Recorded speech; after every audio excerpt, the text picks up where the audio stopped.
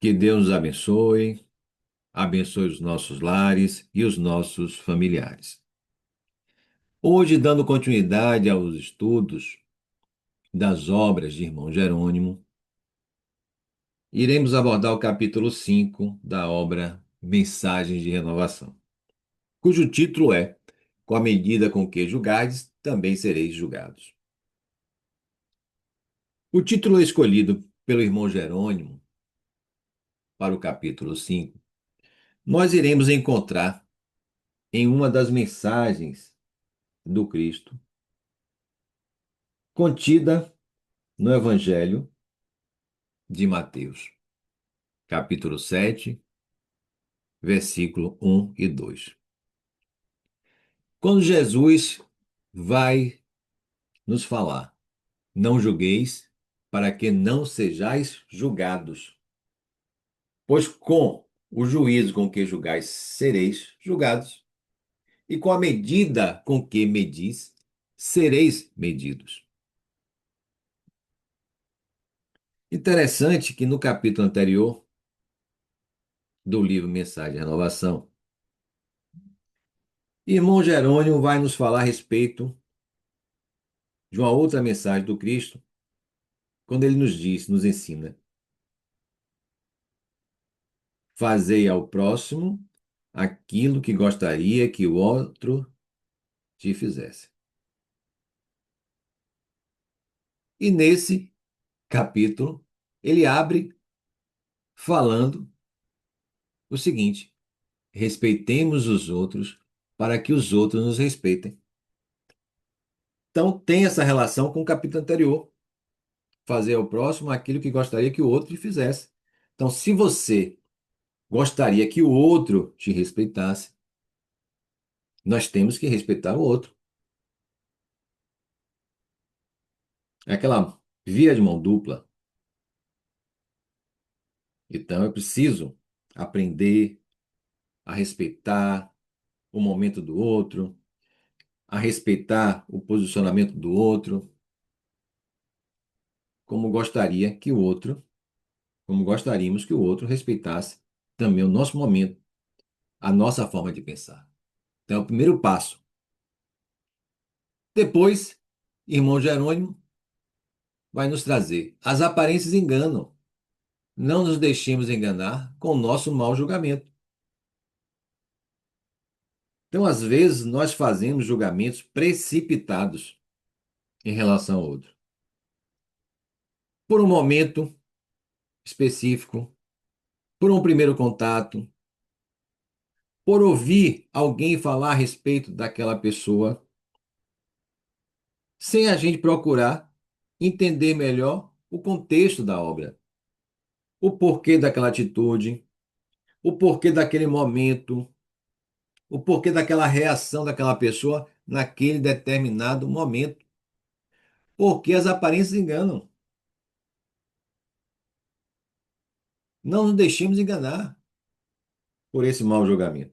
Quando Cristo nos convida a vigiar e orar, eu digo sempre, não é vigiar a vida do outro, é vigiar nossa própria vida, nosso próprio comportamento, nossos próprios sentimentos, nossos próprios pensamentos. Porque a gente, pelo menos, a gente espera que a gente se conheça um pouco mais, um pouco melhor do que o outro. Já é difícil conhecer a gente, nós estamos no processo de aprendizado, de conhecimento de nós mesmos. Imagine a gente conhecer o outro. Então a gente tem uma ideia do outro, muitas vezes. Para que a gente tenha uma ideia cada vez melhor do outro, uma compreensão melhor do outro, é necessário uma convivência maior com o outro. Para que a gente não faça esse julgamento precipitado pela aparência.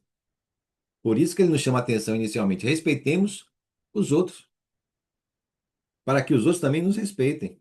Entendam que nós estamos no nosso momento, vivendo determinada situação, que muitas vezes aquilo que a gente fala, a forma com que a gente reage, é um reflexo dessa situação que nós estamos vivendo. Então, se a gente quer ajudar, o primeiro passo é respeitar o momento do outro. E aí ele segue. As pessoas boas dificilmente enxergam o erro do outro. Não é que a gente não vá enxergar o mal que o outro pratica, desculpem. Então, se o outro pratica o mal, nós temos que enxergar, não podemos esconder o sol com a peneira, como se diz no popular. Em relação ao próprio Jesus, não é possível que Jesus haja proibido criticar o mal, uma vez que ele próprio nos deu exemplo. O que quis significar com essa questão, com essa fala de irmão Jerônimo, é que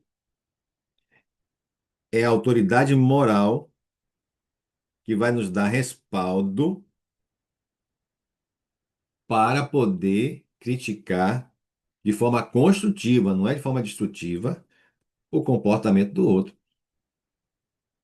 Foi essa qualidade moral do Cristo que permitiu que ele pudesse criticar não o outro, não a pessoa em si, mas o comportamento daquela pessoa. Foi por isso que tem aquela passagem que nós conhecemos da mulher adúltera, quando os homens pensaram em apedrejá-la, ele vem com aquela fala: atire-lhe a primeira pedra, aquele que estiver isento de pecado. Essa sentença faz da indulgência um dever para nós outros, porque ninguém há que não necessite para si mesmo, para si próprio, de indulgência. Nós não somos perfeitos ainda, como nosso irmão também não é perfeito. Então nós precisamos compreender que o nosso irmão tem qualidades, tem defeitos, como nós também temos qualidades e defeitos. E aí, irmão Jerônimo finaliza dizendo o seguinte: quando vem o mal no outro, o erro no outro, procuram orientar e não escandalizar, e não condenar e não crucificar, mas orientar, ajudar, dentro dos nossos limites, claro, dentro da nossa condição evolutiva. Porque a responsabilidade é muito grande para aquele que vai julgar. Porque, voltando atrás, lembrando da fala do Cristo, não julgueis para que não sejais julgados, pois com o juízo com que julgais, sereis julgados. E com a medida que medis, sereis o quê? Medidos. Por isso que o irmão Jerônimo traz aqui. A responsabilidade é muito grande para aquele que vai se colocar na posição de julgador. Tenho que olhar primeiro para dentro de si, para identificar primeiro em você se aquele erro do nosso próximo, do nosso irmão, se aquele erro que ele cometeu, aquele mal que ele cometeu, nós ainda não cometemos, nós ainda não alimentamos dentro de nós.